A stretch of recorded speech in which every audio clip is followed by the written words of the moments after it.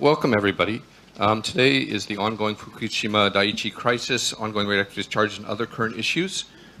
With us today is Gregory Jaczko, former chairman of the U.S. Nuclear Regulatory Commission, Torgen Johnson, citizens representative of San Diego Forum that was instrumental in closing down a nuclear generating station in San Diego, and the Citizens Commission on Nuclear Energy, CCNE, which invited both of these gentlemen here to speak about how citizens could become more active in determining nuclear energy policy and the state of nuclear energy in Japan. We have limited time since two of our guests have to get on an airplane at 11. So without further ado, if you want to know more about this, you all have the handout here. First speaking is Mr. Gregory Jaczko, who was the former chairman of the U.S. Nuclear Regulatory Commission, followed by Torgen Johnson, and then followed by Tetsuro Tsutsui, and then we will take questions and answers. Mr. Jaczko, please go ahead. Thank you. Well, thanks, Jake. It is a real pleasure to be here to address you this morning. I've had an opportunity over the last several days to visit with a number of different people here in Japan and hear about their concerns and issues dealing with nuclear power in the aftermath of the Fukushima Daiichi accident. One of the things that has become very clear to me and became clear to me after the accident began is that these kinds of nuclear accidents that have really economy-wide impact are simply unacceptable in Japanese society, in American society, and I think really all over the world. So it gives us an opportunity to take a step back and figure out how we go forward and how we ultimately move forward in a way that eliminates the possibility of these kinds of accidents. And one of the keys to that certainly is the active involvement and engagement of the public. Decisions about nuclear technology are often controversial. They are often very difficult, involving sometimes science that has limited consensus among technical experts. And so it's incumbent to fully engage the public and be active on the part of the government, on the part of the utilities, on the part of the citizens, to be active participants in this endeavor. We know what the impact of the Fukushima Daiichi accident was. It's 160,000 people evacuated from their homes, most of them still to this day. It's a significant land contamination event, and it's an event that, at a minimum, estimates have shown will impact the Japanese economy on the order of about 500 billion US dollars, right? I think if I do my math right, that's 50 trillion yen. And it's an accident that will leave a legacy of cleanup and decontamination and decommissioning that will last for decades.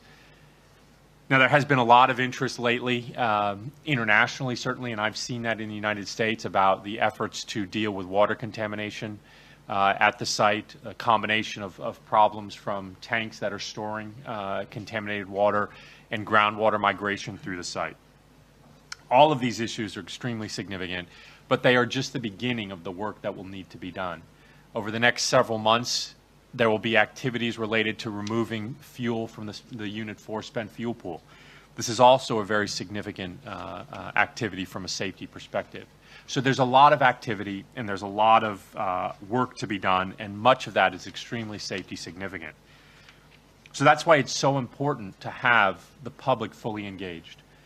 There will invariably be setbacks in this work, and it's important to have a good dialogue and a good debate, not only to be able to communicate these setbacks as they occur, but ultimately to be able to solicit and get the best advice and recommendations about how to move forward with many of these issues.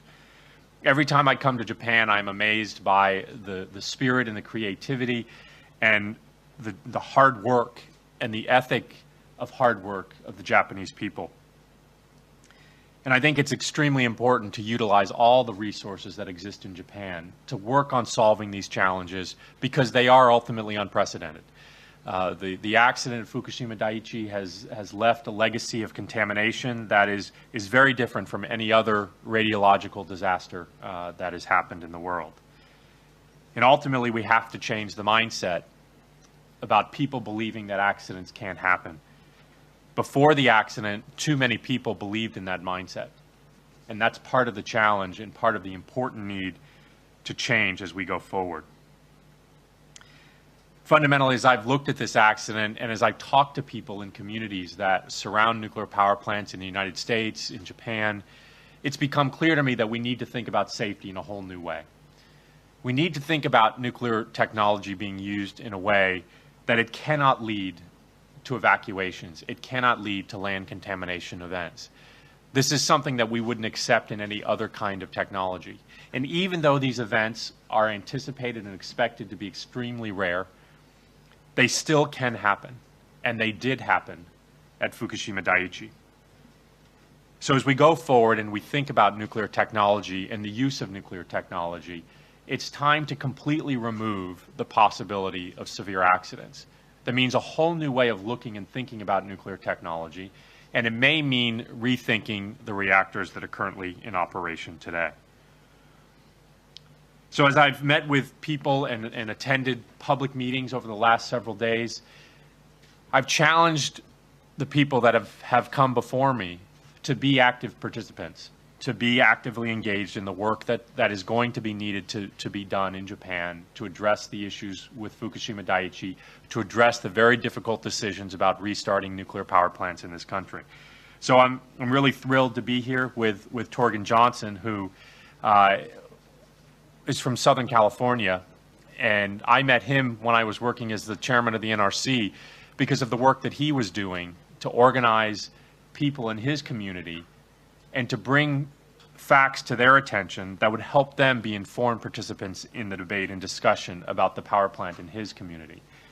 And I'm especially pleased to be here with Dr. Tsutsui, who has a tremendous background and has ideas and thoughts about how to address and tackle the challenges of Fukushima Daiichi.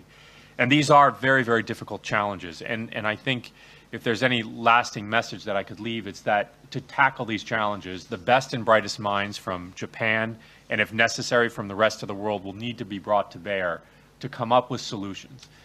And I think it's very difficult to say that there's a right answer. There will be difficult choices, and there will ultimately be